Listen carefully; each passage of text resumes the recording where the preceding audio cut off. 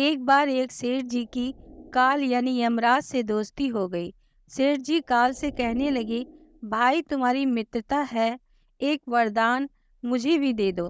काल ने सोचा कहीं सेठ ऐसा वरदान ना मांग ले कि उन्हें कभी मौत ना आए, परंतु तो इस डर से काल ने कहा, भाई मौत तो दुनिया में सबको आनी है, अतः ऐसा कोई वरदान ना मांगना। बाकी जो भी वरदान तुम कहते हो मैं तुम्हें देने के लिए तैयार हूँ।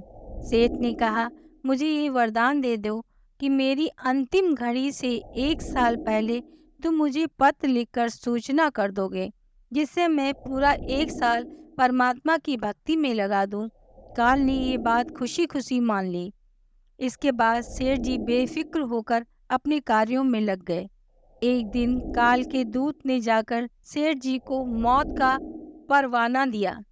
सेठ उन पर बड़े क्रोधित हुए, कहने लगे, काल को बुलाओ। उन्होंने मुझसे ये वादा किया था कि मैं तुम्हें मृत्यु से 1 साल पहले पत्र दूंगा। इतने में काल भी आ जाता है। सेठ ने बताया, मरने से 1 साल पहले पत्र लिखकर सूचना करने का वादा किया था। काल ने कहा, मैंने एक पत्र लिखने का वादा किया था, परंतु तुम्हें मैंने 4 पत्र लिखे हैं। तुमने मेरे पत्रों पर ध्यान नहीं दिया। सेठ ने कहा, तुमने मुझे कोई पत्र नहीं लिखा, तुम झूठ बोलते हो। काल ने कहा।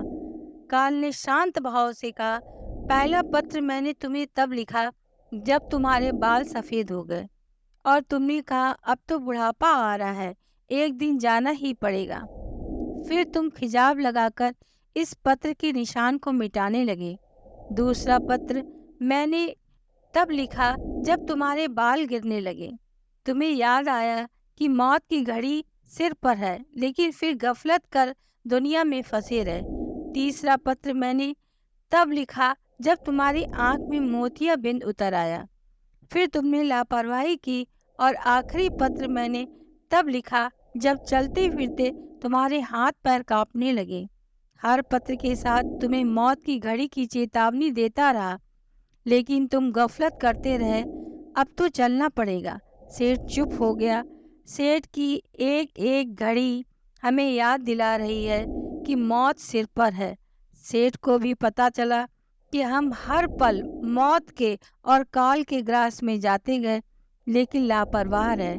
हमें अपनी जिंदगी के जो भी क्षण है वो ईश्वर भक्ति में बिताना चाहिए, ना ही कि इस संसारिक दुनिया में पड़े रहना चाहिए।